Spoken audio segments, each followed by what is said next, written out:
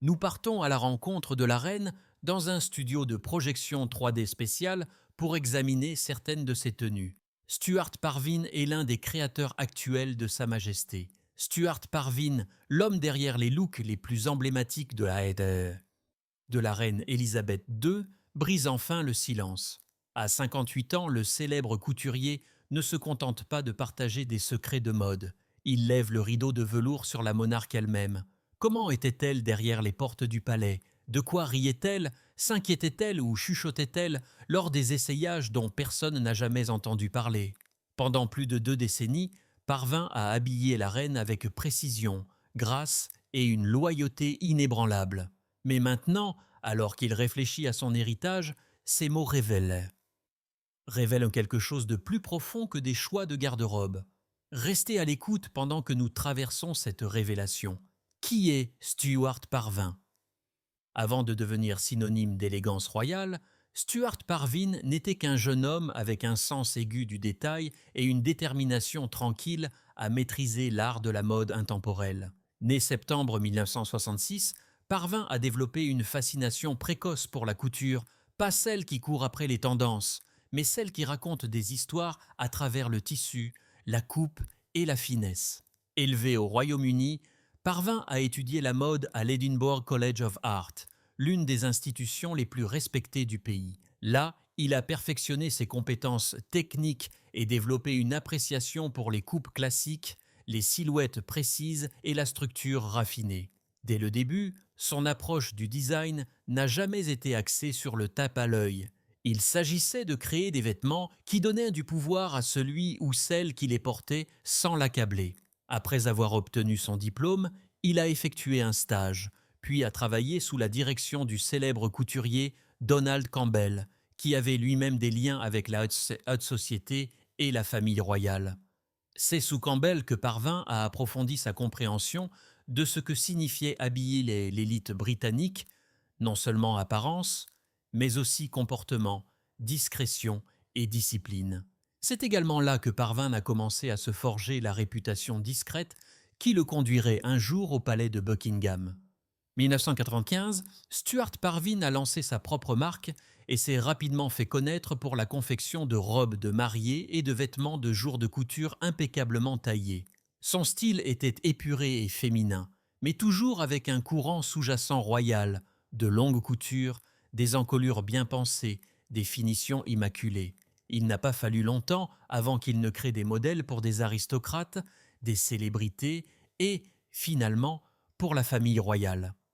Sa grande percée auprès de la maison royale s'est produite lorsqu'il a commencé à habiller Zara Phillips, la petite fille de la reine. L'approbation de Zara ainsi que son impeccable discrétion lui ont valu une attention discrète dans les cercles royaux. Mais c'est 2000 que la relation de Parvin avec la reine Elisabeth II a commencé à prendre forme. Au cours des 2 décennies suivantes, il deviendrait l'un de ses couturiers les plus fiables. 2007, Stuart Parvin a reçu le Royal Warrant of Appointment, une reconnaissance formelle qu'il était désormais un fournisseur officiel de Sa Majesté la Reine. Cet honneur rare ne concerne pas seulement l'artisanat. Il s'agit de loyauté, de confidentialité et de cohérence. Cela signifie que le souverain fait tellement confiance à votre travail que votre nom peut apparaître sur le papier à tête royale et au-dessus des portes de votre magasin.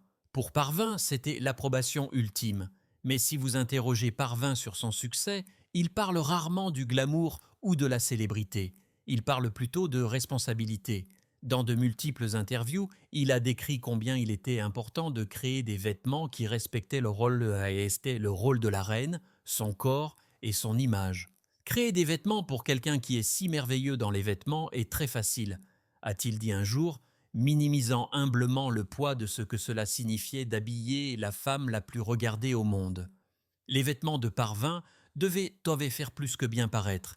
Ils devaient fonctionner. Les tournées royales, les dîners d'État, les promenades, les apparitions au balcon. Chaque tenue exigeait des considérations spécifiques. Mouvement, éclairage, angle de caméra, même le vent. La garde-robe de la reine n'était pas une indulgence personnelle. C'était un outil de puissance douce, de diplomatie et de visibilité. Et Parvin peut-être plus que tout autre créateur de sa génération, a compris cet équilibre. Au-delà de la reine Élisabeth, parvient à également habiller d'autres membres de la famille royale, dont la reine Camilla, Lady Frederick Windsor et la princesse Eugénie. Ces collections de robes de mariée sont devenues convoitées à travers le Royaume-Uni et à l'international. Souvent louées pour combiner l'élégance du vieux monde avec la grâce contemporaine, ces créations sont apparues lors de mariages de premier plan, de galas de charité et d'événements de la famille royale pendant plus de 2 décennies. Et pourtant, malgré sa proximité avec la célébrité, Parvin est resté d'une réserve rafraîchissante. Il donne rarement des interviews, ne court presque jamais après les projecteurs et a toujours respecté la frontière entre son travail privé et la reconnaissance publique. Dans un monde de créateurs célèbres à la recherche de titres, Stuart Parvin se distingue comme quelqu'un qui a laissé son travail et sa loyauté parler d'eux-mêmes. Aujourd'hui à 58 ans, avec un héritage déjà assuré dans l'histoire royale, Stuart Parvin s'exprime plus ouvertement, non pas pour attirer l'attention, mais comme un moyen de réfléchir et peut-être d'honorer la femme qui portait ses créations non pas par vanité, mais par service. Pour Stuart Parvin, la robe n'était jamais qu'un tissu. C'était de la diplomatie, du dévouement et des détails cousus dans l'histoire. Pour la plupart des créateurs, habiller la royauté est un fantasme lointain, le genre de rêve qui vit dans les tableaux d'ambiance et les CV, mais qui devient rarement réalité. Comment il est devenu le couturier de la reine? Pour Stuart Parvin, ce rêve s'est réalisé non pas par chance ou par une ambition bruyante, mais grâce à des années d'excellence discrète, de renforcement de la confiance et d'une philosophie de conception qui correspondait parfaitement à la monarque la plus discrète et la plus attachée à ses devoirs au monde, la reine Élisabeth II. Le chemin de Parvin vers le palais a commencé bien avant qu'il n'y mette les pieds. Après avoir lancé sa propre marque 1995, il s'est progressivement forgé une réputation comme l'un des créateurs les plus raffinés du Royaume-Uni. Son travail était élégant mais discret, confiant mais jamais bruyant, un équilibre qui a trouvé un écho auprès de la haute société et finalement auprès de la famille royale. L'une des premières connexions clés s'est faite par le biais de Zara Phillips, la petite fille de la reine.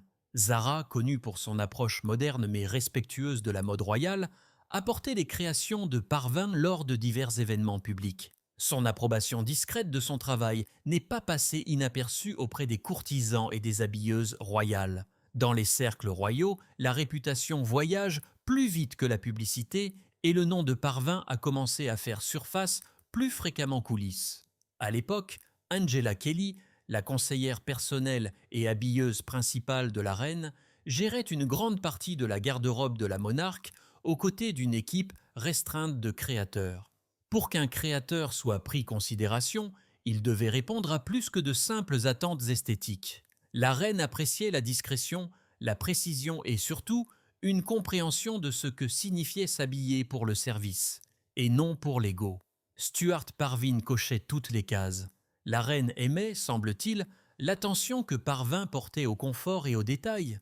Elle ne s'intéressait pas à la haute couture pour le plaisir. Elle avait besoin de vêtements qui fonctionnent pendant des heures debout, à saluer, à s'asseoir, à accueillir et à voyager, tout gardant leur forme et imposant leur présence. Les vêtements de Parvin, avec leur coupe structurée, leurs lignes longues et leurs coupes gracieuses, offraient à la fois beauté et durabilité. Vers 2000, Parvin a été discrètement invité à commencer à soumettre des modèles pour la reine. Ce n'était pas un moment dramatique. Il n'y a pas eu de tapis rouge ni d'annonce publique. Il a commencé comme le font la plupart des couturiers royaux, privés, avec respect et humilité. Ses premières créations ont été utilisées pour des événements moins formels. Mais au fil du temps, son rôle s'est élargi à mesure qu'il gagnait sa confiance. Ses vêtements ont commencé à apparaître lors d'occasions d'État, de tournées royales et même de services religieux le jour de Noël, des moments regardés par des millions de personnes dans le monde entier. 2007, le travail de Parvin a reçu la validation ultime. Il a reçu un mandat royal de nomination par la reine Élisabeth II. Cette désignation rare et prestigieuse le reconnaissait officiellement comme l'un des fournisseurs officiels de Sa Majesté. Cela signifiait qu'il pouvait afficher les armoiries royales sur son magasin et son papier à lettres, et plus important encore, que sa relation avec la couronne n'était plus un secret. Elle faisait désormais partie de l'histoire, mais même avec le mandat, parvint à conserver sa réserve caractéristique. Il ne s'est pas vanté et n'a pas révélé de secrets royaux. Il savait que ce qui faisait que la reine lui faisait confiance n'était pas seulement son savoir-faire, mais aussi sa discrétion. Les essayages se faisaient discrètement, sans grande pompe. Il se rendait au palais de Buckingham ou au château de Windsor, où les essayages se déroulaient souvent dans des pièces spécialement désignées près de ses appartements privés. Tout était mesuré, enregistré et ajusté avec le plus grand soin. Rien n'était laissé au hasard. Parvin comprenait à quel point chaque vêtement était symbolique. Chaque couleur, chaque garniture, chaque bouton avait une signification. La reine portait des couleurs vives pour être vue, oui, mais aussi pour refléter le ton de l'événement, le pays qu'elle visitait ou les personnes qu'elle honorait. Stuart ne se contentait pas de créer des robes. Il concevait des déclarations livrées silence et point de couture. Il a dit un jour que la reine savait ce qu'elle voulait et ne se souciait pas. Cette simple déclaration révélait tout. Ce n'était pas une monarque qui jouait à se déguiser. Elle était quelqu'un qui utilisait les vêtements comme un outil pour projeter la stabilité, la continuité et la grâce. Et Stuart Parvan, avec sa main ferme et son profond respect des sièges de la tradition, est devenu le créateur idéal pour faire avancer cette mission. Au fil du temps, la reine alternait entre Parvin et son autre couturière principale, Angela Kelly. Alors que Kelly se concentrait davantage sur les vêtements et accessoires et les pratiques de tous les jours, Parvin était souvent responsable des engagements formels, des investitures et de la planification de la garde-robe à long terme. Ensemble, elles formaient un système transparent de diplomatie visuelle, tout étant adapté à l'engagement à vie d'une femme envers son devoir. Au moment du décès de la reine Élisabeth II 2022, Stuart Parvin l'avait habillée pendant plus de 2 décennies. Il ne s'est jamais vanté, n'a jamais dérapé, n'a jamais vendu d'histoire. Sa relation avec la reine était basée sur la confiance mutuelle et le professionnalisme. Et maintenant, des années plus tard, il laisse enfin le monde jeter un coup d'œil derrière le rideau. Pour le monde extérieur, la reine Élisabeth II semblait presque mythique, une figure de calme, de sérénité et de tradition durable. Mais pour Stuart Parvin, elle était quelque chose de complètement différent. Une vraie fille, une cliente fidèle et quelqu'un qui savait exactement ce qu'elle voulait. Comment était ce travail de travailler avec la reine? Leur relation de travail a duré plus de 2 décennies. Et bien que Parvin ait toujours gardé la vie privée de la reine avec une loyauté absolue, il a, au fil du temps, laissé échapper quelques rares aperçus de ce que c'était réellement de travailler avec la monarque au plus long règne de Grande-Bretagne. Interview après interview, Parvin a utilisé le même mot pour décrire l'expérience. Facile, mais pas parce que le travail n'était pas exigeant, bien au contraire, c'était facile, a-t-il dit, parce que la reine le rendait ainsi. Elle était décisive, calme et professionnelle, sans l'ego ni les tracas auxquels on pourrait s'attendre de quelqu'un de son rang. Il a expliqué un jour que la reine sait ce qui lui convient, ce qui marche, et elle s'y tient. Elle est incroyablement décisive et ne se soucie jamais. Cette clarté a rendu les essayages fluides et utiles. Lorsque Parvin se rendait au palais de Buckingham ou au château de Windsor pour des essayages de robes, la reine ne perdait jamais de temps. Elle abordait les vêtements comme un outil d'État, quelque chose qui devait être parfait, mais jamais indulgent. Les séances étaient brèves, professionnelles et, selon Parvin, toujours respectueuses. Parvin admirait sa conscience de sa propre image. Elle savait comment elle apparaissait au monde, comment les couleurs étaient photographiées et comment les silhouettes se traduisaient à l'écran. Ce niveau de conscience de soi faisait d'elle une collaboratrice plus qu'une simple cliente. Bien qu'elle ait rarement demandé quoi que ce soit de radical, elle a offert des commentaires réfléchis et a participé à chaque étape du processus, de la sélection du tissu aux ajustements de la coupe. L'un des commentaires les plus surprenants de Parvin concernait sa confiance. Il a dit un jour « Elle se regarde droit dans le miroir et elle aime ce qu'elle voit. Elle a une confiance qui transcende la beauté. » Cette seule citation capture l'essence de leur dynamique. La reine ne cherchait pas la validation des créateurs et ne courait pas après les tendances. Elle avait un sens aigu d'elle-même, et cette confiance ancrée a permis à Parvin de créer sans hésitation. Il n'habillait pas une icône de la mode, il habillait une femme d'État. Leurs essayages n'étaient pas sans chaleur. Bien que Stuart n'ait jamais partagé de conversation directe, il a fait allusion à un sens de l'humour sous son attitude réservée. Il l'a qualifiée de charmante et a noté qu'elle avait une étincelle dans les yeux, une qualité insaisissable que les membres du personnel proche et de la famille mentionnaient souvent. Elle pouvait sembler stoïque devant les caméras, mais à huis clos, elle était vive, spirituelle et, comme Parvin l'a doucement laissé entendre, discrètement enjouée. Parvin devait également tenir compte de ses besoins physiques. Vieillissant, ses vêtements devaient s'adapter aux changements de mobilité et de confort. Un détail fascinant qu'il a partagé était que ses chaussures étaient emportées par un membre du personnel avant qu'elle ne les porte elle-même, ce qui garantissait qu'elles étaient douces et portables immédiatement. Ce n'était pas du luxe, c'était de l'aspect pratique. Ensuite, il y avait ses épaulettes, une astuce subtile pour maintenir une posture et une symétrie parfaite. La reine avait, semble-t-il, une inclinaison naturelle d'un côté, et Parvin à révéler qu'il rembourrait légèrement plus une épaule pour corriger la ligne. Ces éléments de design bien pensés n'étaient pas de la vanité. Ils étaient les symboles d'une femme qui comprenait le pouvoir de l'apparence comme faisant partie du devoir. Un autre élément que Parvin respectait profondément était sa cohérence. La reine avait un système de garde-robe personnel différent de tout autre au monde. Chaque robe était nommée, souvent d'après une fleur ou une saison, cataloguée et son histoire de port était enregistrée. Pour s'assurer qu'elle ne répétait jamais la même tenue au même type d'événement, Parvin devait travailler au sein de ce système, concevant des pièces qui complétaient ce qui avait précédé sans le répéter. Malgré la nature méticuleuse du travail, Parvin ne l'a jamais décrit comme stressant. Fait, il semblait vénérer la constance de la reine. Il ne la voyait pas seulement comme une monarque, il la voyait comme quelqu'un qui abordait même la mode avec intention, grâce et humilité. Il n'y avait pas de crise de colère, pas d'exigence excessive, pas de drame de dernière minute, juste une préparation calme et tranquille, de la même manière qu'elle a abordé son règne. Cette confiance ne définissait pas seulement leur relation professionnelle, elle est devenue le reflet de quelque chose de plus profond. Stuart Parvin n'était pas seulement un couturier royal, il était un témoin de l'histoire et du côté humain subtil de la femme qui portait la couronne.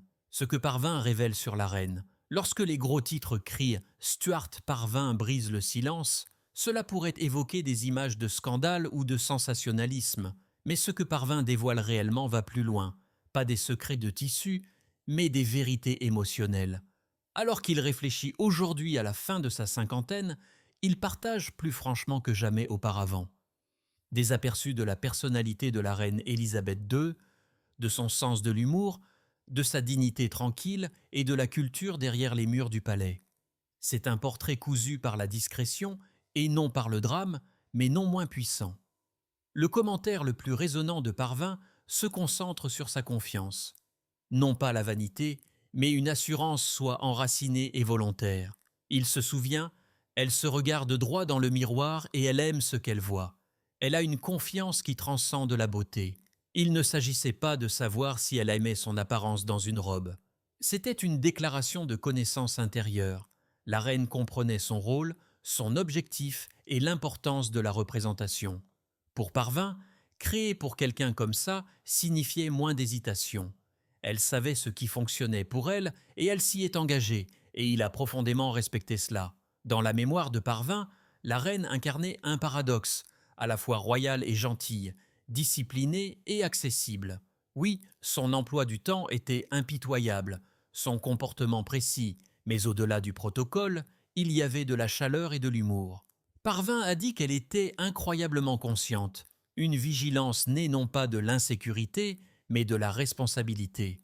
Elle se tenait avec assurance, mais il y avait aussi un éclat enjoué dans son attitude. Parvin l'a décrite comme charmante, amusante et discrètement enjouée. Ce sont de rares aperçus de quelqu'un qui dit rarement plus que nécessaire. Quiconque a regardé la reine à travers les décennies sait que sa garde-robe vibrante n'était pas une simple esthétique. Parvint à confirmer qu'elle choisissait des couleurs vives pour que les gens puissent la voir, surtout dans les foules. Ce n'était pas de la mode à la recherche d'attention, c'était stratégique. Lors des événements civiques, qui pouvaient durer des heures dans des conditions météorologiques et d'éclairage changeantes, elle avait besoin de présence. Les créations de Parvin équilibraient cet aspect pratique avec l'élégance. Créant des pièces de captomies qui servaient à la visibilité tant que diplomatie, Parvin à révéler de petits mais révélateurs choix de design qui reflètent l'attention de la reine à la façon dont elle bougeait, se tenait et apparaissait. Avant qu'elle ne porte de nouvelles chaussures, un membre du personnel les cassait, assurant ainsi un confort dès le premier jour, sans raideur ni douleur qui pourrait la distraire. Épaulette pour la symétrie. La reine se penchait naturellement d'un côté.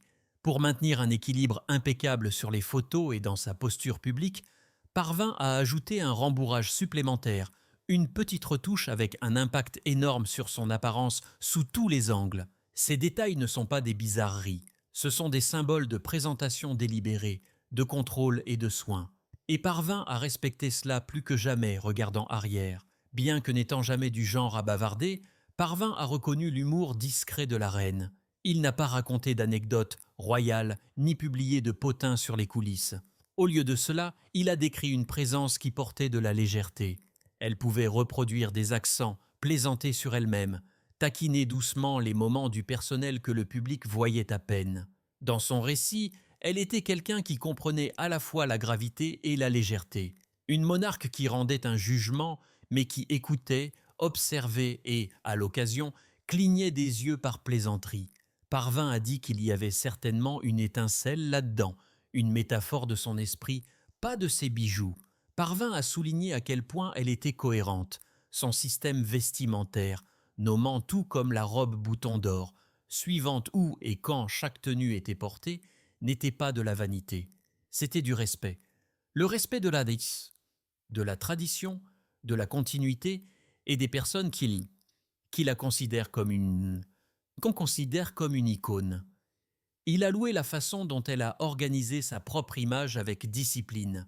Elle portait ce qu'elle savait qui fonctionnait. Pas de recyclage de tenues dans les mêmes contextes et subtilement changer de style si nécessaire d'une manière qui reflétait la maturité, l'étape ou la circonstance. Plus d'une fois, parvint à qualifier son travail de diplomatie silencieuse. Chaque vêtement faisait partie de l'art de gouverner. Selon ses propres mots, créer pour elle ne consistait pas à créer de la mode. Il s'agissait de concevoir un message de stabilité, respect, présence et dignité. Il a noté que la garde-robe n'était jamais indulgente. Elle servait sa fonction quotidienne, de la marche à travers les foules tournées à l'accueil des dignitaires sur le balcon. Les vêtements faisaient partie de son armure et de sa grâce.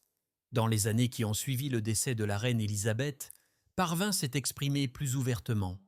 Sans sensationnalisme, il a dit qu'il était incroyablement fier d'avoir habillé Sa Majesté. Il chérira toujours la confiance qu'elle a placée moi. Il a réitéré qu'elle était la cliente la plus loyale et la femme la plus digne qu'il ait jamais connue.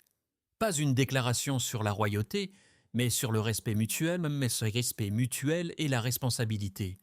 Il a reconnu que s'éloignant de l'attention du public, son silence faisait partie de la façon dont il servait. Mais maintenant, à 58 ans, dans une réflexion tranquille, il partage des croquis de personnalité, des traits qu'il a observés mais dont il a rarement parlé. Confiance, sérieux, sérénité, humour, la vie à l'intérieur du palais. Travailler avec la reine Élisabeth II ne consistait pas seulement à créer des tenues emblématiques.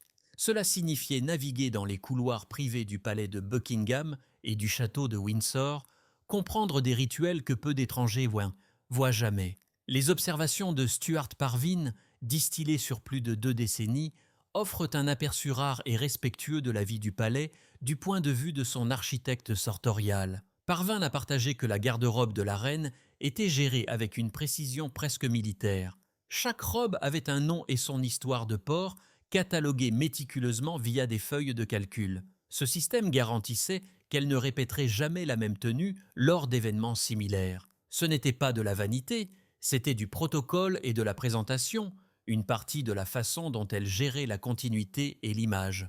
Les essayages avaient lieu dans des salles de palais désignées, privées, efficaces et dépourvues de fanfares. Parvin a décrit comment il n'avait souvent que 1 à 2 heures balais par session pour passer revue 4 à 5 vêtements sous divers éclairages, parfois avant une inspection finale à la lumière du jour pour s'assurer que chaque design fonctionnait parfaitement sous examen. Parvin a expliqué qu'il travaillait à partir de vêtements ou de croquis existants avant de voir les mesures, surtout au début de sa carrière royale. L'une de ses premières créations était un ensemble jaune pour Monty Thursday. Elle l'a approuvé, et c'est devenu l'image emblématique sur les cartes d'anniversaire royal. À l'intérieur des murs du palais, Parvin a observé une culture de travail d'équipe et de discrétion. Il a collaboré étroitement avec Angela Kelly, la première habilleuse de la reine, qui tenait des archives de tissus et des journaux de garde-robe. Comme décrit dans les reportages de mode, Kelly dressait une longue liste de 5 tenues par engagement, les réduisant en fonction de la météo, du protocole et des considérations culturelles. Les croquis des pièces de Parvin étaient envoyés couleur à Kelly pour commentaires, souvent par fax ou par une courte annotation de message, un processus plus tard numérisé grâce à des outils modernes. Des choix de couture subtils disaient plus qu'ils ne révélaient. L'équipe du palais, guidée par la précision de Parvin, mettait œuvre des ajustements minutieux comme une épaulette supplémentaire pour contrer une légère inclinaison naturelle, assurant ainsi des lignes parfaites sur les photos VIP. Les chaussures étaient montées cassées par le personnel avant même qu'elles n'atteignent ses pieds, un rituel pratique assurant le confort dès le premier pas. Même le tissu était rigoureusement testé. La laine crêpe était froissée et lissée pour tester la reprise des plis, assurant ainsi la dignité dynastique même dans des conditions imprévisibles. Parvin a été témoin de la façon dont le changement était géré avec clairvoyance. Les ensembles manteaux et robes étaient toujours jumelés, et des adaptations étaient faites pour le climat, la cérémonie et la photographie. Il a conçu le manteau vert final et la tenue vestimentaire qu'elle portait lors de son apparition au balcon du Jubilé de Platine 22, assortissant soigneusement les accessoires. Malgré les rumeurs suscitées par des interprétations erronées des médias concernant son statut matinal, chaque aspect de la garde-robe qu'elle portait reflétait subtilement son adhésion à la tradition équilibrée avec une élégance fonctionnelle. Bien que Parvin soit redevable à la discrétion du palais, il a parfois fait allusion à l'atmosphère derrière les rideaux. Il a décrit un environnement respectueux mais détendu où le personnel se déplaçait silencieusement et efficacement, et où le calme et l'humour de la reine adoucissaient même les paramètres formels. Elle n'était pas distante, elle était précise, consciente et humaine. Dans les traditions plus larges du palais, les anecdotes abondent, comme l'époque où un nettoyeur est entré accidentellement dans un ascenseur avec la reine et le prince Philippe, puis a lâché « bouge-toi » pour être ensuite invité à prendre le thé. Un incident qui a révélé à la fois l'humilité et l'humanité. Parvin considérait son rôle comme celui d'observateur et d'artisan, pas de journaliste. Il a vécu la vie à la cour sans la sensationnaliser, absorbant son rythme, ajustant les horaires, planifiant la garde-robe, nommant les robes et archivant soigneusement. Il l'a respectée restant silencieux jusqu'à présent. Il a reconnu que derrière chaque image formelle se trouvait un système silencieux géré par une planification complexe et une confiance mutuelle. Sa réflexion n'est pas de révéler des secrets, mais de faire la lumière sur la grâce, la discipline et l'humanité qui ont défini la vie du palais. Pourquoi Stuart Parvin ne s'est-il pas exprimé avant maintenant? Pendant près de 2 décennies, Stuart Parvin a occupé l'un des postes les plus fiables au sein du palais de Buckingham. Tant que couturier royal, il a travaillé silence, gardant les secrets de l'une des femmes les plus visibles et pourtant les plus énigmatiques de l'histoire moderne. Il ne se contentait pas de concevoir des vêtements, il façonnait soigneusement la façon dont la reine Élisabeth II apparaissait au monde. Et pourtant, pendant tout ce temps, il n'a presque rien dit publiquement. Pourquoi ? La réponse va au-delà de la discrétion. Elle révèle la culture plus profonde du silence et de la loyauté qui entoure la monarchie, une institution où s'exprimer est perçu non seulement comme déloyal, mais aussi comme potentiellement déstabilisateur. Parvin n'était pas lié par un accord de confidentialité publique, du moins pas un qui soit connu de la presse. Mais comme il l'a maintenant révélé, il était lié par quelque chose de plus fort, la loyauté personnelle et l'attente royale. Selon ces mots, il y a une entente tacite lorsque vous travaillez pour la reine. Ce n'est pas écrit, mais c'est clair. Vous ne parlez pas à moins qu'on ne vous le demande. Et pendant des années, on ne lui a pas demandé. Alors que le public voyait des photos de la reine Élisabeth lors d'événements d'État dans des couleurs vibrantes, des robes parfaitement ajustées, bêchées, et des chapeaux distinctifs, peu de gens ont pensé aux personnes dans les coulisses, les mains qui zippaient, pressaient, rembourraient, ajustaient. Stuart Parvin était parmi eux. Il n'était pas seulement présent lors des essayages. Il était souvent l'une des dernières personnes à la voir avant des apparitions importantes. Pourtant, même lorsque la reine est décédée et que les hommages ont afflué, Parvin est resté silencieux, visiblement absent des émissions spéciales de télévision, des rétrospectives de magazines sur papier glacé et des interviews télévisées avec des initiés royaux. Ce silence est devenu encore plus curieux étant donné le nombre d'autres personnes dans le cercle de la reine qui ont finalement brisé le silence. Angela Kelly, son habilleuse, a publié des livres. D'anciens employés se sont manifestés. Des agents de protection royale ont donné des interviews. Mais Parvin n'a rien fait de tout cela. Ce n'est que maintenant, après des années de réflexion et après le décès de la reine, que Parvin commence à parler publiquement de leur relation de travail. Et il le fait avec une retenue caractéristique. Alors, qu'est-ce qui l'a finalement fait parler ? Une partie de la réponse semble résider dans le calendrier. Parvin aurait estimé qu'il était approprié de partager certaines histoires seulement après la mort de la reine, non pas parce qu'elles étaient scandaleuses, mais parce qu'elles étaient profondément personnelles. Il voulait l'honorer et non capitaliser sur son héritage. Fait, ces interviews ont offert peu de potins et aucune controverse. Ce qu'elles ont révélé à la place, c'est la vénération et un portrait de la reine que l'on voit rarement. Son humour discret, son attention méticuleuse aux détails, sa résilience face au vieillissement. Dans l'un de ses rares commentaires détaillés, Parvin a rappelé que la reine n'avait jamais élevé la voix. Elle n'avait pas besoin, a-t-il dit. Elle avait une présence. Quand elle entrait, les gens redressaient le dos. Mais elle était chaleureuse aussi, très vive, très consciente. Il a également expliqué qu'il n'aurait jamais rêvé d'écrire un livre de révélation.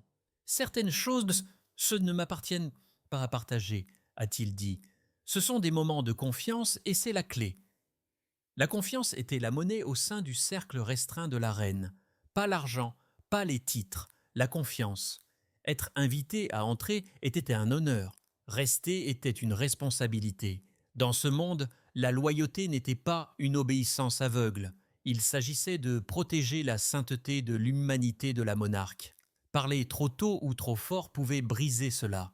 De plus, le silence de Parvin dit long sur la façon dont la monarchie fonctionne hors caméra. Contrairement aux célébrités qu'il a également habillées, la reine Élisabeth n'utilisait pas les vêtements pour attirer l'attention. Elle les utilisait pour projeter l'ordre, une cohérence visuelle qui correspondait à sa discipline personnelle. Et Parvin a compris que son travail ne concernait pas seulement le tissu, il s'agissait de maintenir une image et de faire respecter un devoir qui s'étendait sur des décennies. Il convient également de noter que Parvin, bien que largement respecté, n'a jamais été un chasseur de gros titres. Même avant de travailler avec la reine, il n'était pas du genre à courtiser les paparazzis ou à dénigrer les clients. Sa loyauté n'était pas seulement envers la reine, elle faisait partie de son caractère. Un professionnalisme discret est ce qui lui a permis de franchir les portes du palais premier lieu. Aujourd'hui, 2025, l'émergence lente de Parvin dans la conversation publique semble intentionnelle, comme un rideau souple qui se lève, non pas pour exposer, mais pour commémorer. Il ne vend pas de secrets, il préserve la grâce, et c'est une leçon réalité. Dans un monde obsédé par le fait de dire votre vérité, Parfois les vérités les plus puissantes sont celles que l'on garde près de soi, que l'on prononce seulement lorsque le moment est venu, et moment est venu, et avec le soin qu'elle mérite. Les révélations Les révélations de Stuart Parvin ne concernent pas le scandale ou les potins.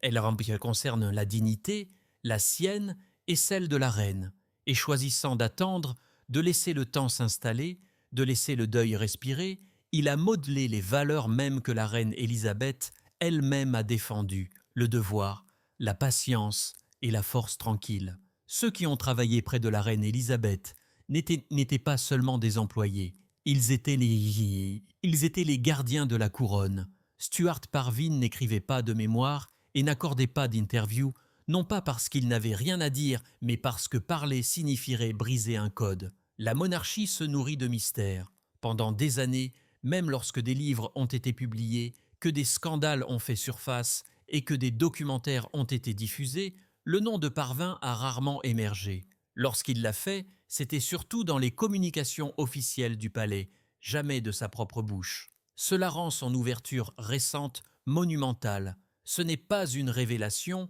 ni une trahison. C'est plus comme un hommage discret qui équilibre l'honnêteté avec la vénération. Et ce faisant, il invite le public dans un espace où il entre rarement. Non pas la garde-robe de la reine, mais son humanité. La femme qui riait doucement, qui croyait au poli et à la précision, et qui voyait son apparence non pas comme de la vanité, mais comme un devoir manifesté dans la soie, les points de couture et le silence. Fin de compte, c'est peut-être pour cela qu'elle lui faisait confiance. Non pas parce qu'il était le partisan le plus bruyant, mais parce que pendant très longtemps, il n'a rien dit du tout. Si vous avez apprécié cette vidéo, veuillez aimer et vous abonner. Cliquez sur la prochaine vidéo affichée sur votre écran.